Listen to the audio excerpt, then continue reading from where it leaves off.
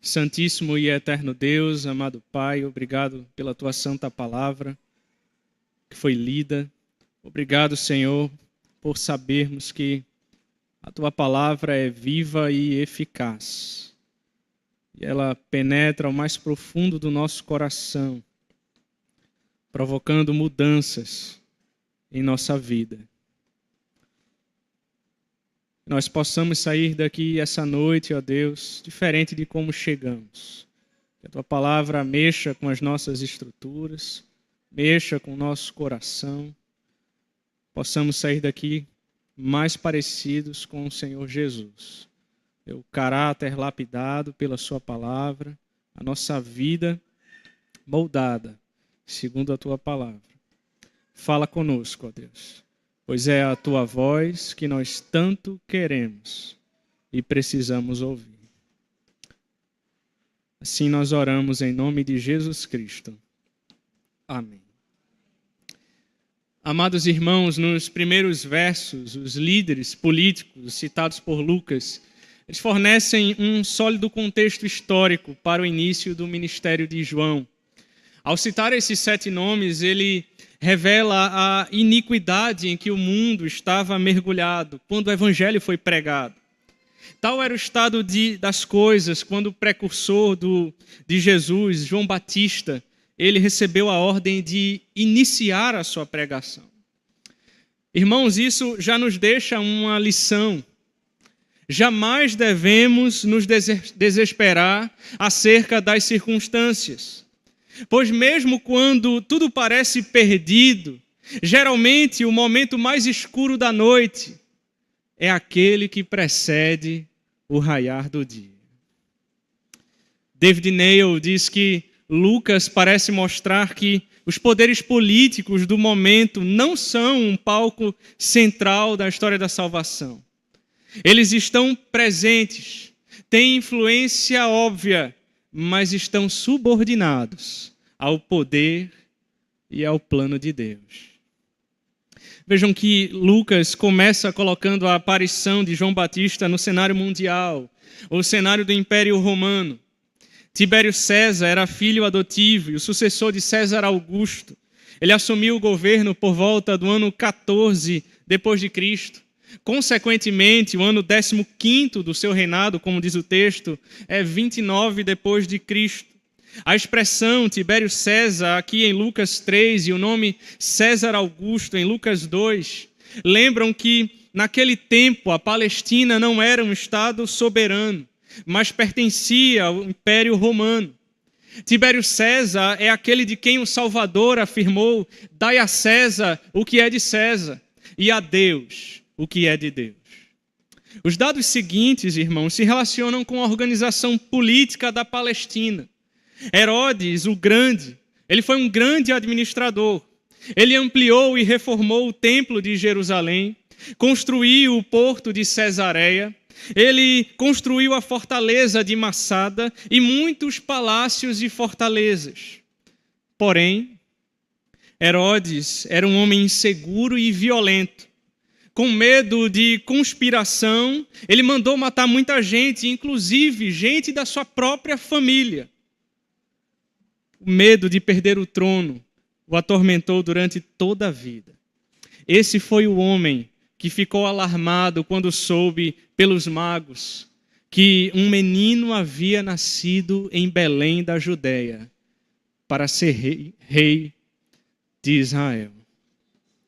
Depois que Herodes, o Grande, morreu por volta do ano 4 a.C., o seu reino foi dividido entre 4 de seus filhos.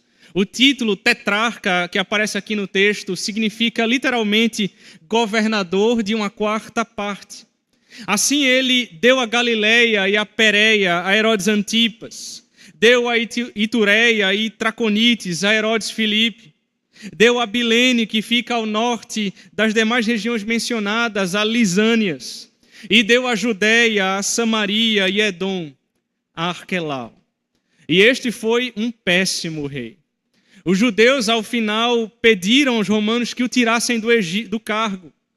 Roma, preocupada com os constantes problemas na Judéia, instalou ali um procurador ou governador romano.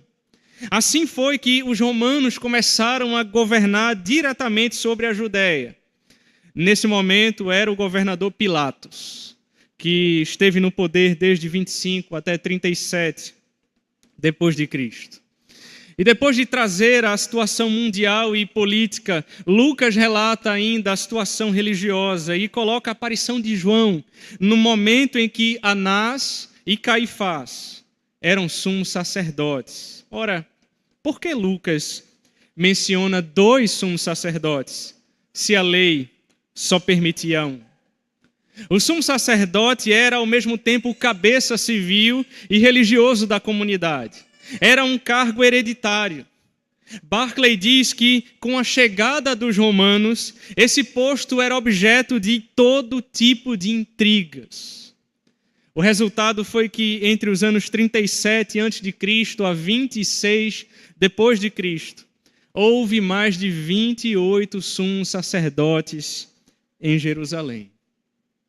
Reinecker diz que essa coexistência de 2 sumos sacerdotes foi o começo da dissolução desse cargo tão importante no Antigo Testamento.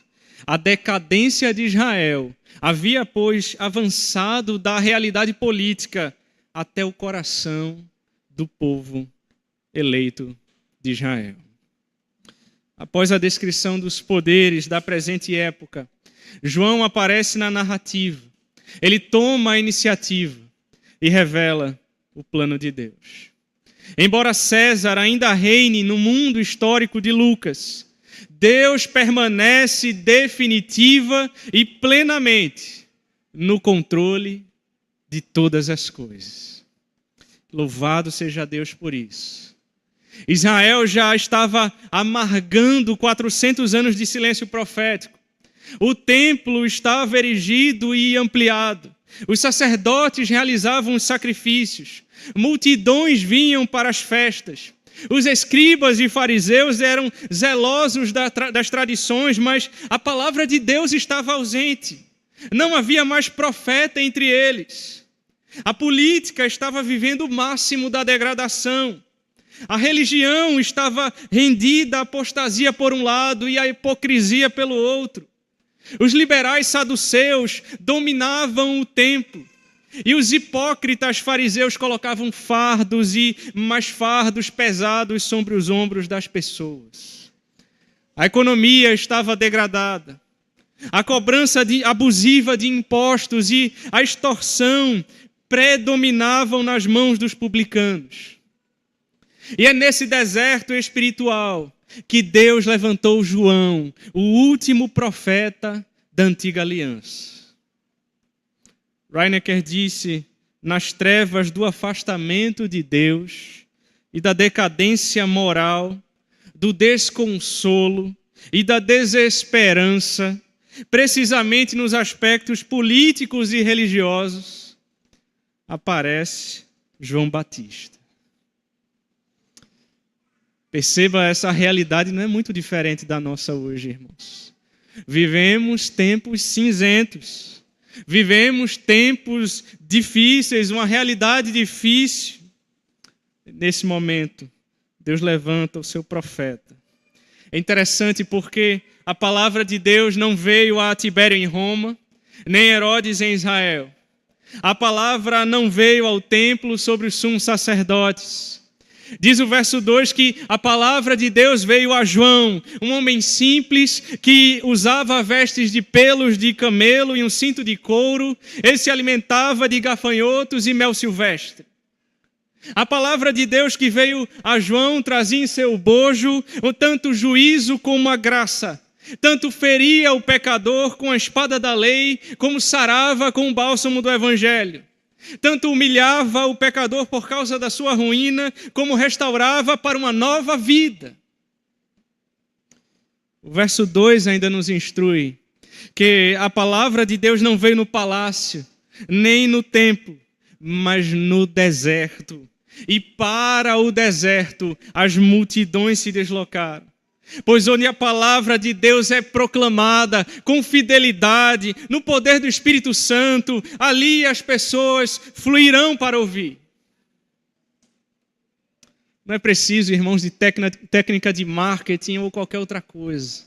É preciso apenas pregar a palavra de Deus. O verso 3 diz: ele percorreu toda a circunvizinhança do Jordão, pregando batismo de arrependimento para a remissão de pecados. Vejam, João não ficou preso entre quatro paredes. Ele percorreu toda a região da Judéia. Ele andou, ele saiu, ele foi para fora dos portões. Jesus, igualmente, ele não ficou limitado a um templo. Ele percorreu cidades e povoados. Os apóstolos andaram pelo mundo e plantaram igrejas nos locais mais distantes do mundo. Hoje não podemos fazer diferente. Precisamos pregar o evangelho no contexto onde você estiver inserido, seja na escola, na faculdade, no trabalho ou na rua, dentro de casa ou com os seus parentes. Nós precisamos pregar o evangelho. Leon Morris diz que todos os evangelhos deixam claro que o ministério de João Batista preparava o caminho para o de Jesus. E era caracterizado por um chamado ao arrependimento. E nós vemos nesse texto, irmãos, a íntima relação que há entre o arrependimento verdadeiro e o perdão. É preciso que reconheçamos os nossos pecados, choremos por causa deles e os abandonemos da nossa vida. João, ele pregou não para agradar as pessoas, mas para levar ao arrependimento. João não pregou o que ele quis, o que ele inventou, o que os escribas e os fariseus disseram. Ele pregou a palavra, ele voltou a atenção do povo para as Escrituras. No verso 4, ele recorre ao profeta Isaías e aí fundamenta a sua mensagem.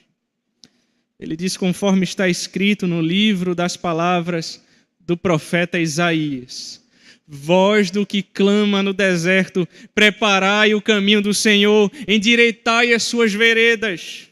Todo vale será aterrado, e nivelado todos os montes e outeiros, os caminhos tortuosos serão retificados e os escabrosos aplanados. E toda a carne verá a salvação de Deus. A pregação de João produziu profundas mudanças. Ele veio para preparar o caminho do Senhor. Antes de os reis chegarem às províncias distantes do império, eles enviavam seus engenheiros para preparar o caminho. Montes e vales precisavam virar planície. Caminhos tortos e fora do lugar precisam ser endireitados e aplanados. Assim também o verdadeiro arrependimento. Ele remove os montes da soberba e do orgulho. Ele aterra os vales do desespero, endireita os caminhos tortos do pecado e coloca no lugar todas as áreas da vida que estão fora do propósito de Deus. A palavra escabroso aqui na língua grega traz exatamente essa ideia de fora do lugar. Aquilo que está fora do lugar na sua vida pessoal, no seu casamento, na sua família, nos seus negócios, no seu coração, nos seus relacionamentos, nos seus sentimentos, o que está fora do lugar na sua vida. É preciso colocar no lugar, é preciso se arrepender. Dizia ele, verso 7, pois as multidões que saíam para serem batizadas, raça de víboras, quem vos induziu a fugir da ira vindoura? João, ele pregou para as multidões, diz o texto. Pregou para os escribas e fariseus. Pregou para Herodes, pregou para os publicanos, pregou para os soldados, pregou para todas as classes sociais. Não importa o status, não importa a profissão, todos precisam igualmente do Evangelho, todos precisam se arrepender, pois todos pecaram e carecem da glória de Deus. Dizia ele, pois as multidões que saíam para serem batizadas, raça de víboras, quem vos induziu a fugir da ira vindoura? Produzi, pois, frutos dignos de arrependimento. E não comeceis a dizer entre vós mesmos, temos por pai Abraão, Porque eu vos afirmo que destas pedras Deus pode suscitar filhos a Abraão. E também já está posto o machado à raiz das árvores. Toda árvore, pois, que não produz bom fruto, é cortada e lançada ao fogo.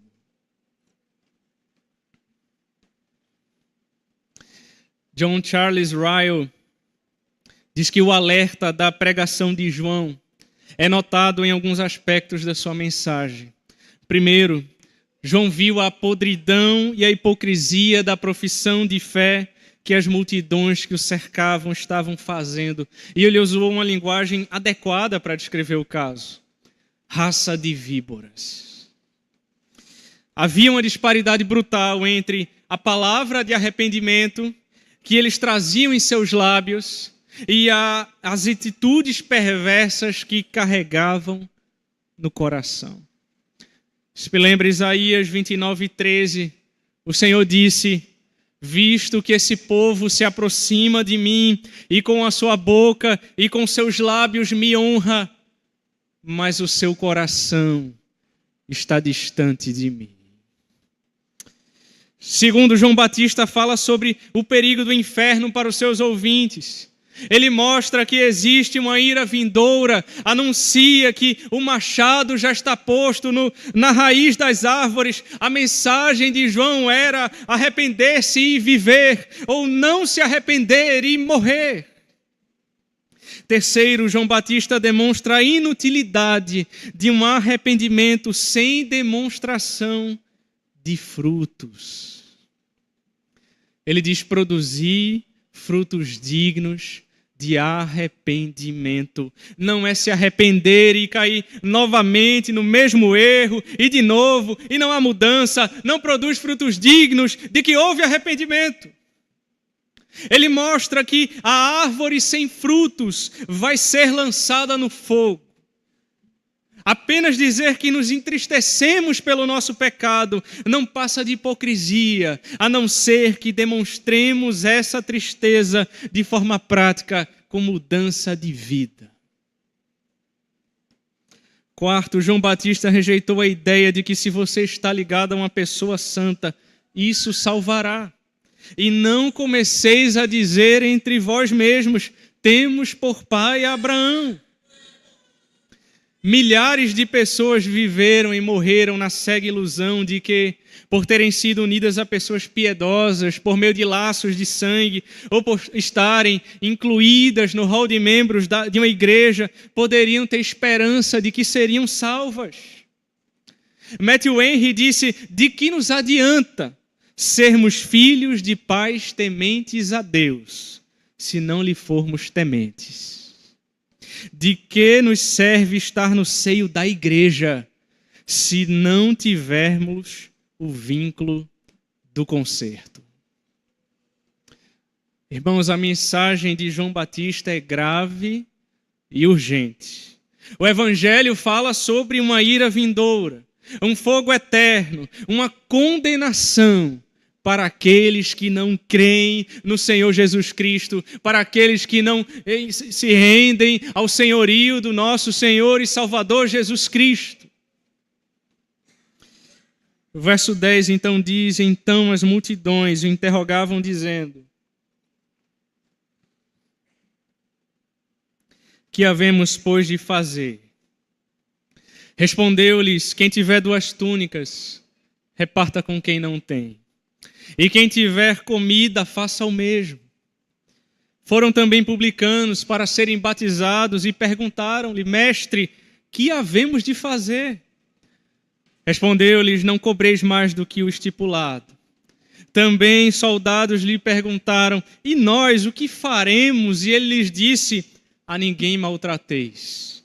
Não deis denúncia falsa e contentai-vos com o vosso soldo.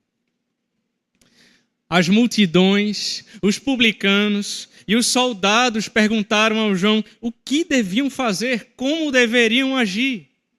E João, de modo claro e prático, ele indicou a cada grupo quais ações demonstrariam fruto do seu arrependimento. Vejam, essas ações não são arrependimento em si.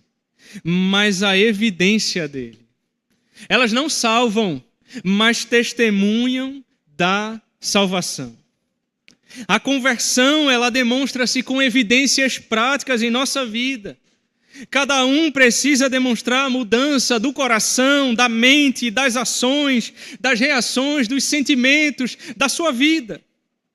Onde não há mudança, não há arrependimento. E onde não há arrependimento, não há salvação. John Charles Ryle declara que João Batista não quis dizer que ao agir assim, as pessoas expiariam seus pecados e teriam paz com Deus. Não.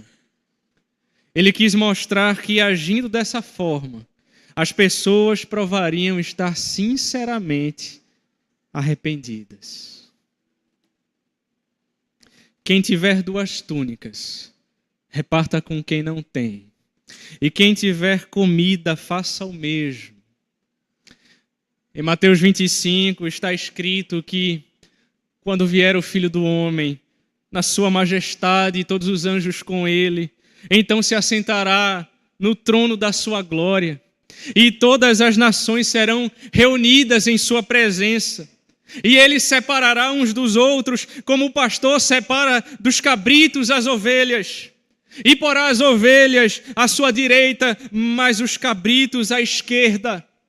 Então dirá o rei aos que estiverem à sua direita: vinde, benditos de meu Pai, entrai na posse do reino que vos está preparado desde a fundação do mundo. Porque tive fome e me destes de comer, tive sede e me destes de beber, era forasteiro e me hospedastes, estava nu e me vestistes, enfermo e me visitastes, preso e fostes ver-me.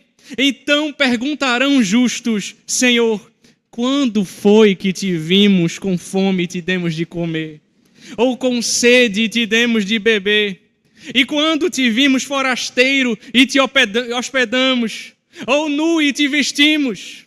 E quando te vimos enfermo ou preso e te fomos visitar? O rei respondendo lhes dirá: em verdade vos afirmo que sempre que o fizestes a um destes meus pequeninos irmãos, a mim o fizestes. A mim o fizestes. Note comigo também que João não proibiu os publicanos de exercerem o seu trabalho. Ele apenas os orientou a serem íntegros na cobrança dos impostos e tributos. Ele não aconselhou os soldados a deixarem o seu posto, apenas os exortou a renunciarem aos pecados de sua profissão. Reinecker disse: o povo não deve estar envolvido com a usura, mas com a doação. Não é o negócio financeiro que torna o publicano culpado, mas a ladroagem. Aos que se encontram no serviço militar, não lhes são tiradas as armas, mas são impedidos de gananciosa extorsão e de atos de cruel violência. Os soldados eram tentados a obter dinheiro por meio de chantagem. Eram pagos para não delatar os ricos. Os publicanos, por sua vez, cobravam mais do que era devido. Isso me lembra uma história. Lutero, certa feita, ele conta uma história de um sapateiro que ouviu o evangelho, creu em Jesus Cristo e disse para ele: e agora, o que eu devo fazer? E Lutero lhe respondeu: faça um bom sapato e venda por um preço justo, para a glória de Deus. Amados irmãos, João não conclama qualquer destes grupos a deixar seu emprego. Pelo contrário, ele quer que hajam com retidão no serviço. Seja você um advogado, um médico, um engenheiro, um empresário, um patrão, seja você um funcionário de uma loja, um técnico, um faxineiro, demonstre frutos dignos de arrependimento. Onde Deus colocou você, glorifique o nome de Deus. Como você age para com aqueles que precisam da sua ajuda? Como você tem agido no trabalho? Será que com honestidade? Como você trata aqueles que estão em uma posição inferior a você, ou que dependem de você? Qual tem sido a sua postura na igreja do Senhor para com os seus irmãos? Como você tem agido dentro de casa, com a sua família? Como você trata a sua esposa? Como você trata o seu marido? Você tem honrado seus pais? Você tem demonstrado frutos dignos de arrependimento? Você tem glorificado o nome de Deus? A minha oração é que Deus opere uma mudança profunda na minha e na sua vida. Que possamos pregar a esse mundo com atitudes e palavras. Que Deus faça o nosso coração arder, irmãos, cada vez mais pelo Evangelho e para pregar o Evangelho, porque nós somos para com Deus o bom perfume de Cristo, tanto nos que são salvos como nos que se perdem. Arrependam-se, pois está próximo o reino dos céus.